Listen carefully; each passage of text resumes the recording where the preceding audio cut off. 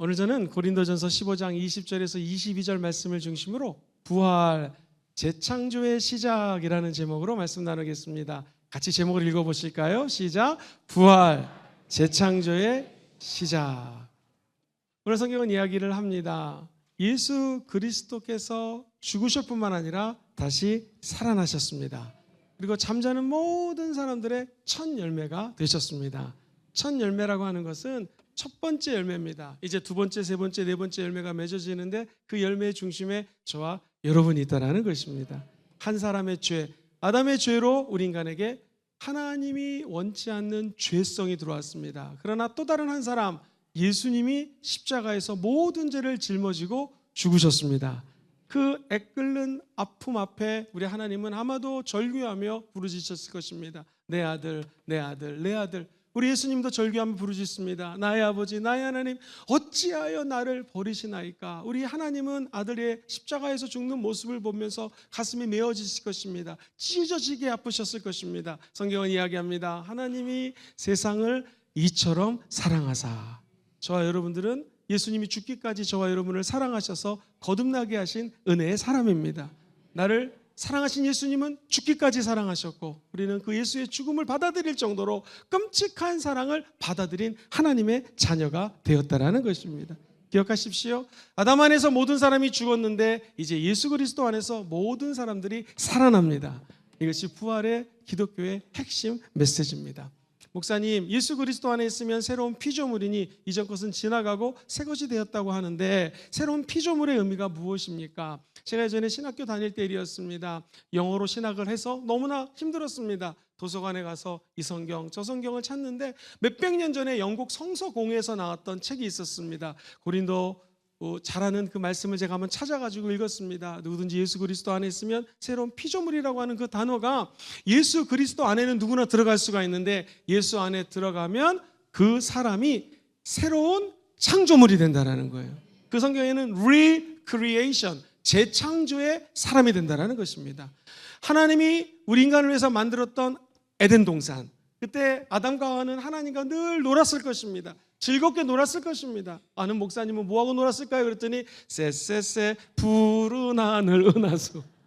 주님과 손을 맞잡고 재미있게 놀았습니다. 축구를 했을 수도 있고 야구를 했을 수 있고 그 하나님의 임재 처소에 죄가 들어옴으로 인간이 쫓겨나게 되었습니다. 왜 은혜입니까? 예수 안에 들어가면 이제 재창조가 된다는 것은 예수 안에서 에덴 동산의 즐거움이 회복되는 것이고요. 에덴 동산에서의 하나님의 임재가 다시 회복되는 것입니다. 누구에게? 이렇게 모여서 예배드리는 자에게 그 축복이 임하는 것이죠.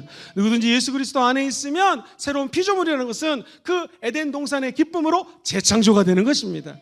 그러므로 첫 번째, 예수님의 부활은 재창조의 시작입니다. 시작. 예수님의 부활은 재창조의 시작입니다. 마태복음, 마가복음, 누가복음 읽을 때 예수님이 죽고 부활하셨네, 끝이 아닙니다. 부활은 시작입니다. 하나님의 창조는 절대로 멈춰지지 않습니다.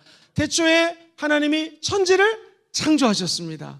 태초에란 단어가 나옵니다. 하나님의 때에 하나님이 주어가 되어서 천지, 하늘과 땅을 창조하셨습니다. 눈에 보이는 1층천 저 하늘을 넘어서 우주 전체를 창조하셨습니다. 그리고 저 천국까지 창조하셨습니다. 그 창조하신 하나님께서는요, 지금도 우리를 위하여 재창조하고 계십니다. 그 예전에 창조하실 때의 모습을 창세기 1장 2절은요, 첫 번째, 이 창조하신 장면을 첫 번째는요, 땅이 혼돈했다. 두 번째는 땅이 공허했다. 이 공허했다는 것은 emptiness입니다. 비어있다라는 거예요. 흑암이 깊음 중에 있었습니다. 이것은 단순히 물리적인 의미를만 갖고 있지 않습니다. 저와 여러분들도 이 땅에 혼돈한 시대를 살고 있습니다. 좌우로 갈라진 시대, 양극화된 시대, 그리고 우리 마음이 물질이 있고 먹는 게 있지만 과거 저희 때보다도 많이 공허할 때가 많이 있습니다.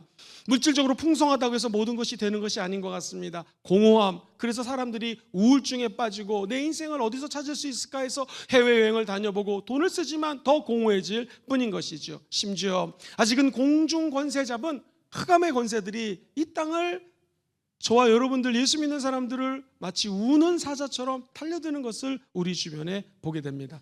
그러나 이런 땅에서도 창세기 1장 2절 하나님의 신 성령님은 수면 위에 운행하십니다. 오늘 이 조국 대한민국에도 재창조의 영이 임하면 성령의 운행하심으로 말미암아 질서정연한 모습이 될 것입니다. 혼돈이 변하여 하나님의 영광의 광채가 드러나는 빛난 조국이 될 줄 믿습니다. 나아가 우리 마음속의 공허함을 이 세상 어떤 것도 채워줄 수 없지만 부활하신 예수님이 재창조의 영으로 임해 주셔서 새롭게 차곡차곡 채워주실 것입니다. 우리 예수님이 창세기 1장을 지금 이 순간에 다시 써내려가는 것이 바로 오늘 부활절의 의미입니다. 우리 주님의 창조는 결코 멈추지 않고 오늘 이 시간에 사랑하는 예수님이 부활하셔서 우리 심령 속에서 사랑하는 아들아, 공허함이 있지, 어둠이 있지, 힘든 것이 있지, 너 끝난 것이 아니다. 내가 다시 너를 창조할 것이라. 하나님의 영, 성령이 운행하시면 우리가 회복되게 될 것입니다. 나는 안 된다. 아니, 성령님이 함께 하시면 여러분 될 것입니다. 내가 너무나 힘들다. 예수 그리스도의 영이 우리 가운데 임하사 부활의 능력을 주시면 될 것입니다. 그래서 두 주먹을 불끈 쥐고 한번 외쳐봅시다. 할 수 있다. 하면 된다. 해보자. 부활하신 예수님이 도와주신다. 부활하신 예수님이 도와주신다. 할렐루야. 우리 예수님은 부활하셔서 베드로에게 나타나십니다. 예수님을 3번이나 부인했던 베드로, 장군 앞에서, 군사 지도자 앞에서 부인한 것이 아니라 한 여린 여자 소녀 앞에서 예수님을 부인했던 베드로, 우리 주님은 조반을 차려놓습니다. 음식을 준비합니다. 네가 나를 부인한 걸 알고 있다. 주님이 이렇게 말씀하지 않습니다. 너 나 사랑하니? 내가 주님 사랑하는 걸 주님이 아십니다. 너 정말로 나 사랑하니? 주님이 아시지 않습니까? 너 정말 나 사랑하니? 3번 물어보십니다. 1000번 만번 죄를 져도 우리 주님은 1000번 만번 용서해 주시는 분이십니다. 그리고 베드로에게 사명을 주십니다. 너는 이제 내 양을 먹여라. 내 양을 치라. 오늘 예수님께서 부활하셔서 저와 여러분들을 위해서 엄청난 영적인 음식과 축복을 예배해 놓으셨습니다. 여러분 한번 대답해 보십시오. 사랑하는 성도님들, 예수님을 사랑하십니까? 아멘.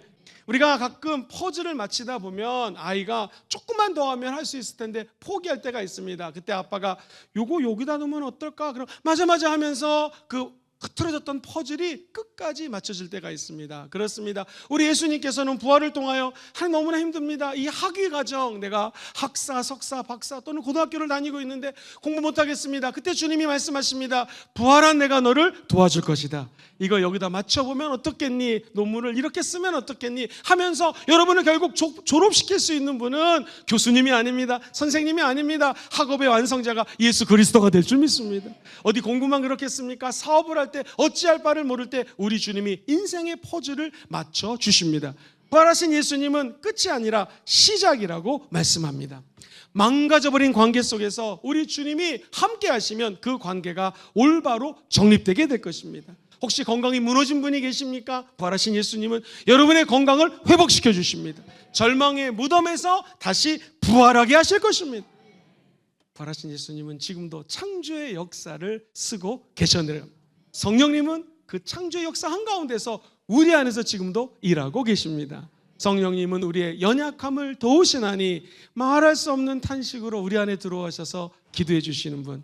우리는 마땅히 기도할 바를 알지 못하지만 성령님이 우리 안에서 부활의 능력을 주셔서 기도해 주시고 천국 가는 날까지 여러분들을 회복시켜 주실 것입니다. 그래서 우리의 영혼을 소생시키시는 예수 그리스도의 부활의 능력이, 그분의 선하심과 인자하심이 정녕 나를 따르리니 저와 여러분들이 야훼의 집에 영원히 거하는 축복이 저 천국 가는 날 임하게 될 줄 믿습니다.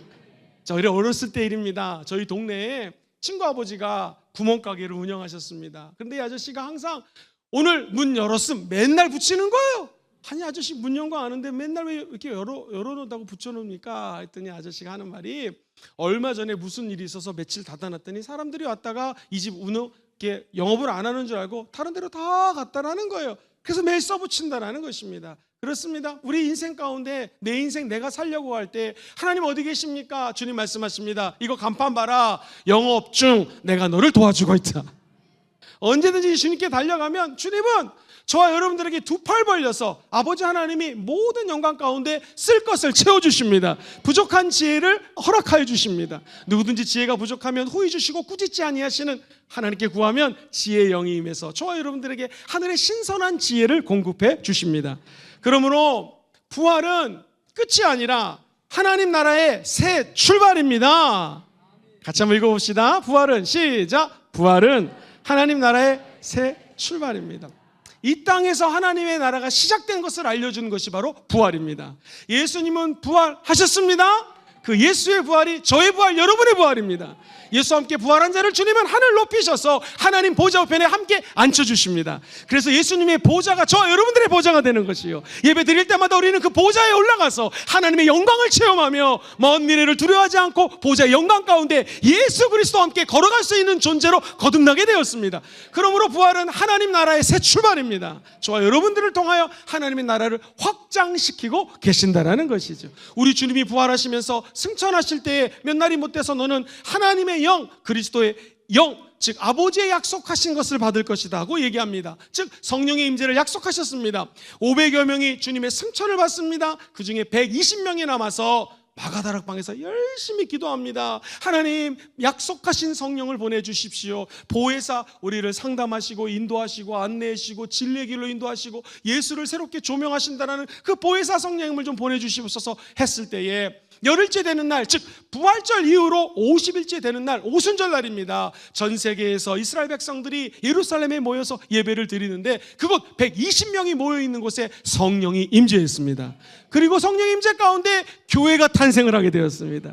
그 연약했던 베드로가 벌떡 일어나서 지금 때까지 삼신이, 즉 오전 9시이기 때문에 이 사람들이 술 먹고 방언하는 것이 아니라 하나님의 아들 예수님이 이 땅에 오셨고 죽고 부활하사 성령을 보내셨습니다. 누구든지 그리스도를 믿으면 하나님의 자녀가 될 것이고 회개하고 예수를 영접하십시오 설교합니다. 그때 한 설교에 3,000명 남자만 예수를 믿습니다. 아내와 자녀까지 몇만 명이 예수를 믿는 기적이 일어났습니다. 즉 성령이 임재하자 부활의 영이 우리 가운데 임하게 되었고 그 장소에 교회가 시작이 되었습니다. 사랑하는 성도님들, 오늘 예배 드릴 때 우리 마음속에 하나님의 영이 성전을 삼고 임해 계십니다.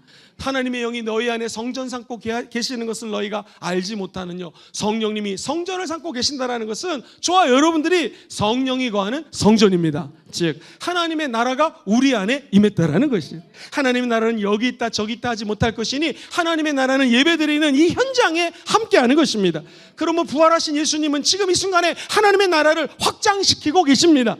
쉽게 얘기하면 오늘 우리 교회 처음 오신 분들은 하나님의 나라가 되기 위해서 오신 분들이고 부활의 영광과 축복을 누리기 위해서 하나님이 초대한 특별한 VIP라는 것입니다.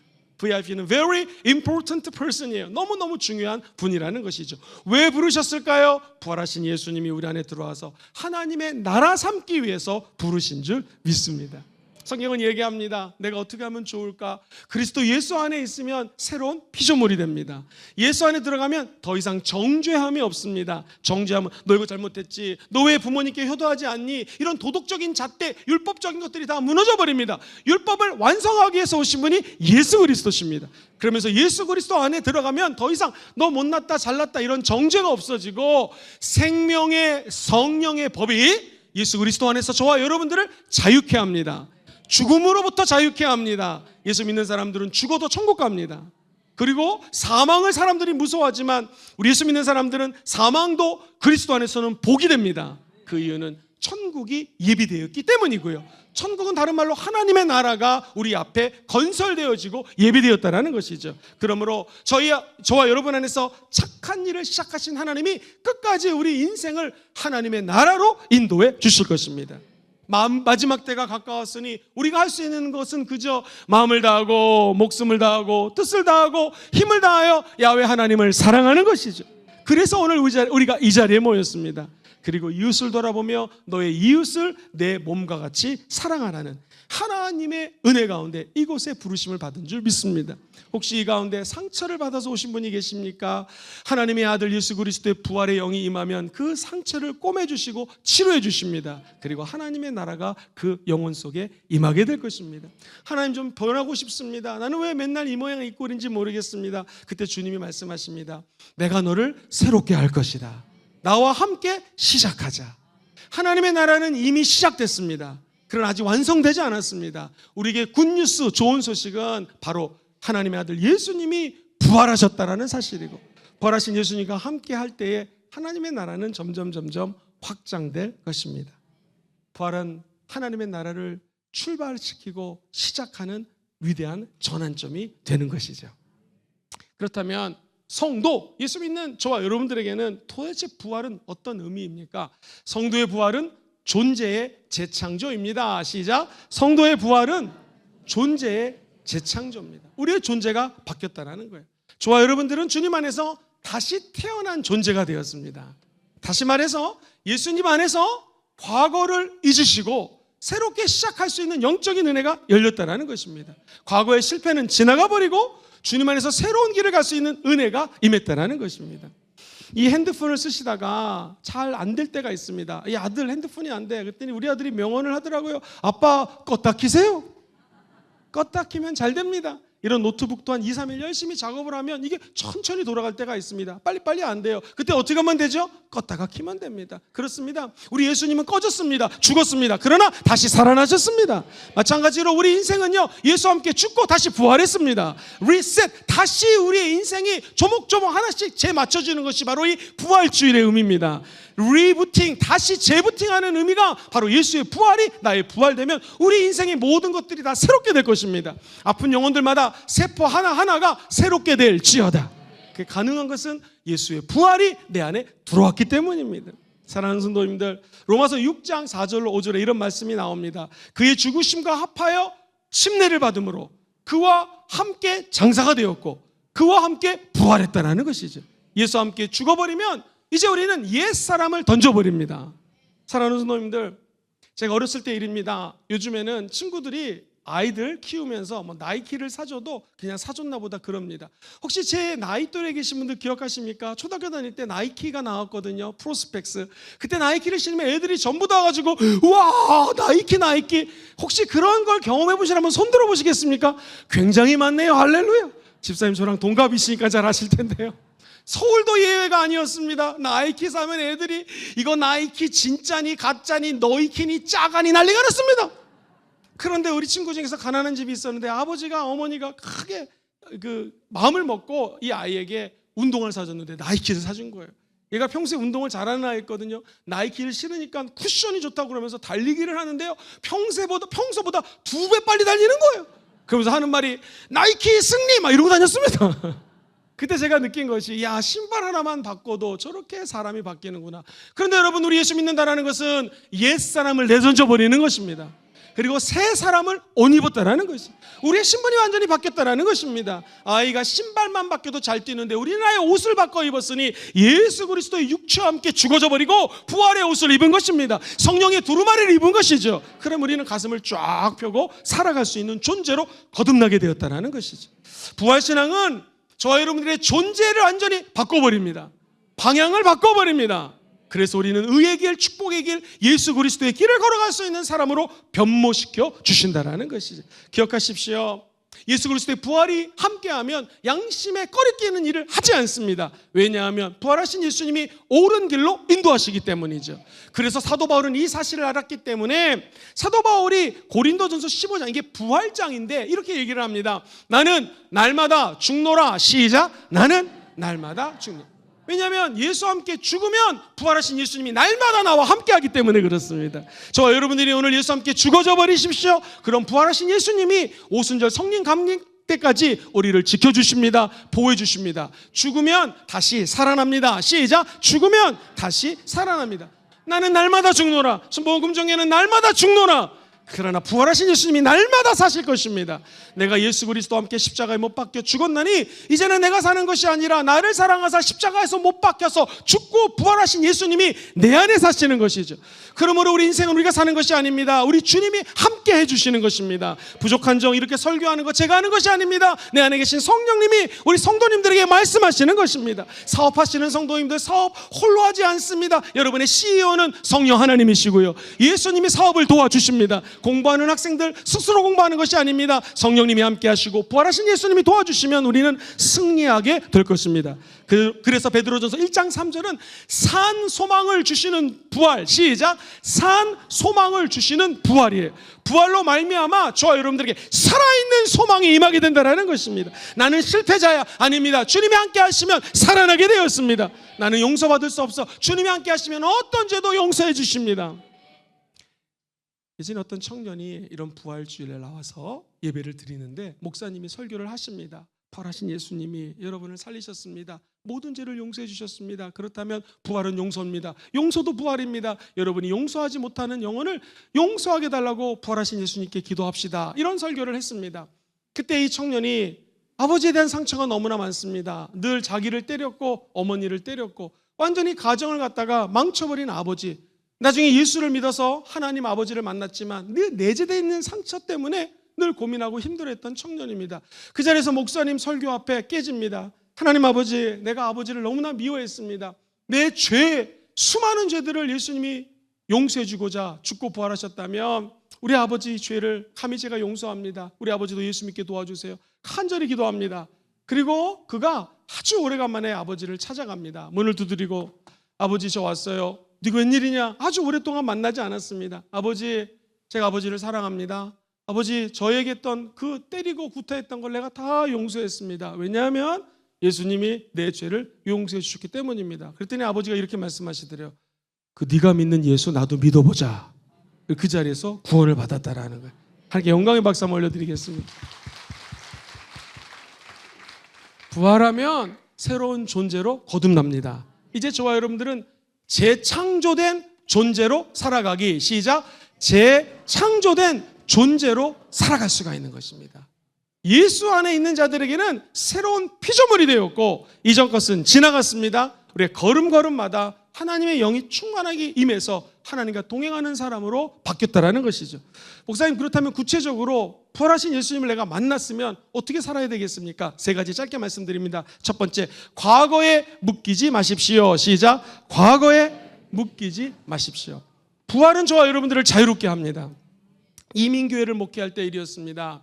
안수 집사님이 60세 환갑이 되어서 설교를 해달라고 부탁했습니다. 담임 목사님이 해외에 나가서 제가 부목사였는데 대신 가서 예배를 드려드리고 식사를 하는데 깜짝 놀랐습니다. 그 안수 집사님 말씀이 믿음 좋으신 분입니다. 방언도 받으셨습니다. 저에게 하시는데, 목사님, 제가 19살 때 서울대학교에 떨어진 것이 아직도 화가 나가지고 밤에 잠을 못 잔다는 거예요. 와, 제가 그 눈빛을 보는데 너무너무 무서웠습니다. 여러분 60살인데 19살이면 41년 전에 고등학교 때 서울대학교를 쳐서 떨어졌어요. 그래서 성균관대를 들어갔거든요. 사업도 잘하십니다. 그래서 자기 마음속에 서울대 떨어진 거지. 아직도 한이 있다는 거예요. 제가 그때 그 얘기를 듣고 굉장히 여러 가지 생각했습니다. 저 모습이 안수 집사님 모습이 아니라 내 모습일 수 있다는 것이죠. 사랑하는 성도님들, 과거가 어쨌든지 우리 예수 믿는 사람들은 과거를 후회하지 않습니다. 우리 주님이 우리의 모든 죄를 용서해 주셨기 때문이죠. 가끔 어떤 집사님을 만나면, 목사님, 제가 처녀 때 얼마나 예뻤는지 모릅니다. 제가 홍콩에 가서 집회를 했는데요, 우리 권사님이 저에게 밥을 사주시는데 사진을 보여주시더라고요. 이렇게 예쁜 아가씨가 누굽니까? 목사님, 저예요. 그때 저를 좋아하는 사람이 되게 많았는데 정치 지도자의 아들도 저를 좋아했고 우리 옆에 있는 대학교에 그 아이도 맨날 따라하던데 얘가 국회의원이 됐고 막 그런 거야. 근데 맨 끝에 그러다가 이놈을 만나가지고 남편이 옆에 있는데 야, 제가 그때 여러 가지 생각을 하게 됐습니다. 여러분, 이런 인생을 우리는 껄껄 인생이라고 얘기를 합니다. 그때 내가 나를 좋아했던 미스터 킴을 만날 걸, 더 좋은 대학에 들어갈 걸, 공부를 열심히 할 걸, 돈을 좀 벌 걸. 우리는 껄껄 인생이 아니라 주님 예수 그리스도 안에서 과거를 훌훌 털어버린 사람들입니다. 어떤 우리의 발목을 잡고 있는 과거도 우리의 미래로 나가는 것을 막을 수가 없습니다. 왜냐하면 부활하신 예수님은 생동감 있게 새로운 세계를 개척해 주시기 때문에 그렇습니다. 부활은 저와 여러분을 자유케 합니다. 과거에 묶여 있지 마십시오. 부활 앞에서는 어떤 과거도 발목이 될 수가 없습니다. 부활은 죄의 권세를 풀어버렸습니다. 저주의 권세를 풀어버렸습니다. 과거의 사슬을 완전히 다 풀어버렸습니다. 그리고 여러분들을 자유케 하십니다. 로마서 6장 9절로 11절 한번 읽어보겠습니다. 로마서 6장 시작. 이는 그리스도께서 죽은 자 가운데서 살아나셨음에 다시 죽지 아니하고 사망이 다시 그를 주장하지 못할 줄을 알미로다. 10절. 그가 죽으심은 죄에 대하여 단번에 죽으시며 그가 살아계심은 하나님께 대하여 살아계심이니. 11절. 이와 같이 너희도 너희 자신을 죄에 대하여는 죽은 자요 그리스도 예수 안에서 하나님께 대하여는 살아있는 자로 여길지다. 할렐루야. 여러분은 다시 살아났습니다. 살아있는 자가 되었습니다. 예수가 죽으시고 부활하셨을 때 우리의 생명도 함께 살려주셨습니다. 어떤 사망도 우리를 주장할 수 없습니다. 그러므로 과거에 연연하지 마시고 과거로부터 빨리 빠져나오게 되기를 주의 이름으로 축원드립니다. 두 번째 부활의 영을 체험한 자들은요, 세상을 새로운 시선으로 보게 됩니다. 같이 읽어보죠. 시작. 세상을 새 시선으로 봅니다. 무슨 관점으로 바라볼까요? 하나님 나라의 관점으로 세상을 바라본다는 것. 우리가 아직 하나님과 원수되었을 때에 하나님이 그 아들 예수를 보내심으로 말미암아 저와 여러분들의 모든 원수 관계를 청산하시고 하나님이 직접 우리의 사랑을 확증해 주셨습니다. 원수되었을 때 그 아들을 죽이심으로 말미암아 하나님과 화목해 되는 길을 열어주신 것이죠. 그렇다면 화목의 눈으로 모든 것들을 바라볼 수 있다는 것입니다. 사랑하는 성도님들, 우리가 자녀를 바라볼 때요, 그냥 이 아들 내가 낳고 이 딸 내가 키웠고 그렇게 바라보는 것이 아니라 하나님의 관점으로 부활하신 예수님 내 안에 있고 부활하신 예수님 우리 자녀 안에 있으니 십자가를 통해서 부활의 눈으로 자녀를 바라보면 우리 자녀들이 부족하고 연약하고 아직 예수를 열심히 안 믿는 자녀들도 있을 수 있지만 믿습니다. 하나님이 부활의 영으로 이 아이들을 살릴 것입니다. 그리고 마지막 때 쓰실 것입니다. 아들, 딸을 바라볼 때 인간의 눈으로 보지 마시고 십자가를 통하여 부활의 눈으로 바라보시기를 주의 이름으로 축원드립니다. 안경에 시커먼 게 있으면 아무것도 안 보입니다. 닦아야지 보이는 것처럼 우리 안경은 십자가 부활의 안경입니다. 남편을 바라볼 때, 아내를 바라볼 때 십자가를 통해서 바라보면 존귀한 자여, 나의 부족함을 채워주는 자여, 하나님께서 나를 통하여 하나님 나라를 확장하기 위해서 함께 달려가는 동역자가 여러분의 아내, 여러분의 남편인 줄 믿습니다. 우리 교회를 바라볼 때도 우리가 갖고 있는 눈으로 바라보지 마시고 십자가를 통해서 이 교회를 바라보면 저는 믿습니다. 천년의 부흥을 주도하는 교회가 순복음 금종교회가 될 줄 믿습니다. 제가 2부 3부 때 일일이 악수를 매일 하다가 요즘 청년부 예배를 또 해야 되기 때문에 얼른 점심 먹고 또 설교를 해야 돼서 악수를 못합니다. 그러나 어른들하고는 악수를 못하지만 우리 아이들 예배 드리는 데는요, 영유아부, 유치부, 유년부, 아동부, 고등부, 중등부, 청년부를 쭉 이렇게 다 만나고 옵니다. 너무나 웃긴 것은요, 이 아이들이 5년 전에 제가 이렇게 막 돌아다닐 때는요, 저 아저씨 누구야? 그랬거든요. 요즘에 보면은요, 저를 멀리서 유치부 애들이 막 뛰어나면서 목사님! 그리고 옵니다. 근데 웃긴 건 어떤 한 어린이는 우리 담임 목사님! 이러고 옵니다. 아마 엄마가 알려주신 것 같습니다. 사랑하는 성도님들, 이 귀여운 아이들, 이 귀여운 학생들, 하나님의 귀한 자녀들입니다. 부활의 눈으로 보면 우리 자녀들이 앞으로 10년 뒤, 20년 뒤, 30년 뒤 조국 대한민국, 아니 열방의 정치, 경제, 문화, 사회의 지도자들이 되게 될 줄 믿습니다. 하나님 나라의 관점으로 보는 삶, 이것이 부활을 체험한 사람들의 삶입니다. 사랑하는 성도님들, 우리 예수님이 죽은 나사로를 살리셨습니다. 그러면 죽은 자가 살아났으니 뭐 지가 알아서 살아갈 거 아니겠습니까? 그런데 붕대에 감겨져 있습니다. 그때 우리 주님이 말씀하십니다. 풀어놓아 다니게 하라. 시작. 풀어놓아 다니게 하라. 예수 죽음, 예수 부활 믿으시면 아멘 해볼까요? 이제 성령의 능력으로 풀어놓아 다녀야 됩니다. 과거에 연연해 있고 붙잡혀 있는 자들은 풀어놓아 다닐지어다. 세상을 꽁 해가지고 삐뚤어진 관점으로 바라보는 자들마다 부정적인 관점이 풀어놓아 긍정적인 관점으로 바뀔지어다. 변화될지어다. 주님의 명령입니다. 죽었다 살아났으면 아멘 해봅시다. 풀어놓아 다닐지어다. 인간의 힘으로 되지 않으니 성령님 나를 풀어놓아 주시고 이제 다닐 수 있는 능력을 부어 주시옵소서. 전 세계를 예수 그리스도의 십자가와 함께 바라볼 때 이 은혜가 임하게 될 줄 믿습니다. 새로운 관점으로, 하나님의 관점으로, 십자가의 관점으로, 부활의 관점으로 온 열방을 바라보시게 되기를 주의 이름으로 축원드립니다. 그렇다면 우리 나라도 희망이 있습니다. 어려운 시기를 돌파하고 있지만 이 시기가 지나고 나면 하나님께서 하나님을 경외하는 지도자를 세워줄 줄 믿고 이 나라의 희망과 능력이 있는 것은 예수 부활의 능력과 접촉되어 있기 때문인 줄 믿습니다. 특별히 우리가 내일부터 매일 밤 8시에 모여서 50일 동안을 기도합니다. 오순절 50일 작정 기도회. 시작. 오순절 50일 작정 기도회. 여러분 만약에 교회 다 오시되 못 오시는 분들은 집에서 한 30 몇 가지 기도 제목을 보내드렸으니 그 기도 제목 놓고 전 교인이 기도할 때 저는 믿습니다. 생명이 살아나게 될 것이고요, 우리의 시선이 십자가의 시선으로 전환되게 될 것입니다. 마지막으로 우리는 부활의 능력을 체험했는데 어떻게 살아갈까요? 생명을 전하는 삶을 사십시오. 생명을 전하는 삶을 사십시오. 밑에 줄도 읽어볼까요? 부활의 생명은 나누는 생명입니다. 지나가는 분에게 예수님 믿고 축복받으십시오. 시작. 예수님 믿고 축복받으세요. 이 별거 아닌 것 같죠? 근데 그 말을 하는 순간에 맞아 내가 예수님을 믿었지. 예수 믿는 순간에 영혼이 잘 되고 범사가 잘 되고 강건해졌지. 할렐루야. 성령 충만해졌지. 물질의 복을 받았지. 그리고 치유의 체험을 했지라고 하면서 다른 사람들에게 생명의 말씀을 전하면 내 영혼이 살아납니다. 우리 설교하는 사람들은 이 설교를 하면서 제가 이 메시지를 듣지 않습니까? 제가 살아나는 거예요. 그래서 예수 믿는 사람들은 부활하신 예수님을 목소리 높여 전하는 것입니다. 이것이 생명을 전하는 삶이죠. 부활은 나누는 것입니다. 그럼 새롭게 이해가 됩니다. 아니 내가 예수를 믿으면 이거 손해보는 거 아닌가? 시간을 뺏깁니다. 특별히 오늘 부활절이면 새로 오신 분들은 깜짝 놀랄 것입니다. 부활절 헌금 봉투가 있습니다. 이걸 내야 되나 말아야 되나? 헌금을 드려야죠. 시간을 드려야죠. 손해보는 것 같습니다. 그러나 생명을 전하는 자들에게는 손해보는 것이 아니라 새롭게 이해가 됩니다. 하나님이 내 믿음을 보시고 30배, 60배, 100배로 돌려주십니다.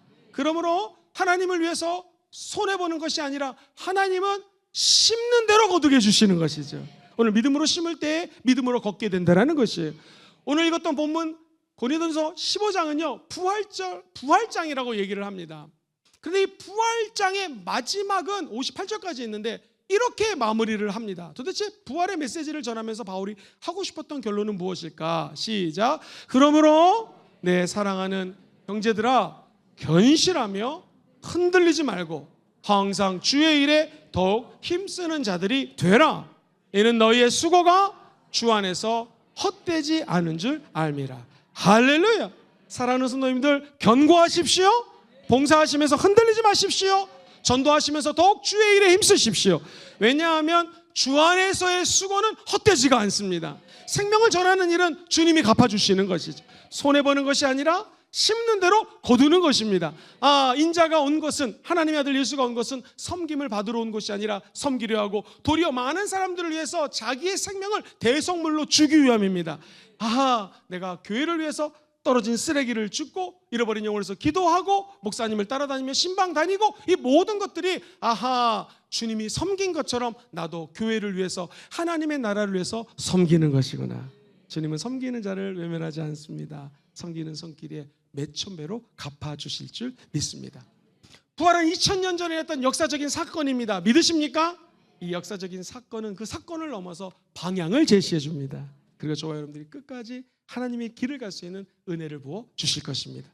F코드로 좀 반주해 주시죠. 사랑하는 성도님들, 만약 제가 여러분들에게 우리 성도님들 주민등록증을 한번 꺼내보시죠. 운전면허증을 한번 꺼내보시죠 라고 얘기를 한다면 우리 성도님들 다 꺼내서 보실 것입니다. 뭐가 적혀져 있습니까? 이름이 적혀져 있습니다. 이름, 그리고 생년월일이 적혀져 있을 것입니다. 그리고 운전면허는 1종, 2종 이런 것이 적혀져 있죠. 사랑하는 성도님들, 저와 여러분들 예수 믿고 구원받은 사람들은 이제 우리는 예수 부활이라고 하는 신분증이 있습니다. 그 신분증에 어떻게 적혀져 있을까요? 이름, 저와 여러분들은 하나님의 자녀입니다. 우리의 신분, 하나님의 자녀로서 언제든지 기도할 수 있는 하늘길을 열은 하나님 나라에 도래하는 예수를 만날 수 있는 자격으로 변화된 사람들입니다. 예전에는 미국 시민권, 호주 시민권 달라고 난리였는데 이제 한국 시민권 달라고 난리가 났습니다. 저와 여러분들은 한국 시민이기도 하지만 우리의 시민권은 천국 시민권입니다. 우리의 신분이 변화됐습니다. 부활은 신분증입니다. 이제 주님의 자녀가 되었다라는 신분증이고 아픈 자들마다 기도하면 나을 수 있다라는 신분증이고요. 우리의 목적은 성령 받고 땅끝까지 이르러 증인되는 사명을 감당할 수 있는 존재로 변화됐다는 신분증이 바로 오늘 십자가의 부활입니다.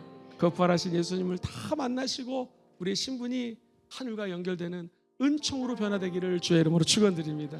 말씀 요점 정리하겠습니다. 첫 번째, 예수님의 부활은 재창조의 시작입니다. 믿으십니까? 첫 번째는요, 하나님의 창조는 멈추지 않습니다. 시작. 하나님의 창조는 멈추지 않습니다. 재창조가 될 것입니다. 두 번째, 부활은 하나님 나라의 새 출발입니다. 부활은 하나님 나라의 새 출발입니다. 오늘부터 새 출발하십시오. 그렇다면 예수 믿는 저와 여러분들, 성도의 부활은 존재의 재창조입니다. 시작. 성도의 부활은 존재의 재창조입니다. 첫 번째 같이 읽어보죠. 시작. 우리는 다시 태어난 존재입니다. 두 번째, 재창조된 존재로 살아가야 됩니다. 어떻게 살아갈까요? 과거에 묶이지 마십시오. 시작. 과거에 묶이지 마십시오. 세상을 새 시선으로 보겠습니다. 세상을 새 시선으로 보겠습니다. 생명을 전하는 삶을 살겠습니다. 생명을 전하는 삶을 살겠습니다. 이 세 가지를 꼭 지키셔서 한 주 동안 승리하시기를 주의 이름으로 축원드립니다.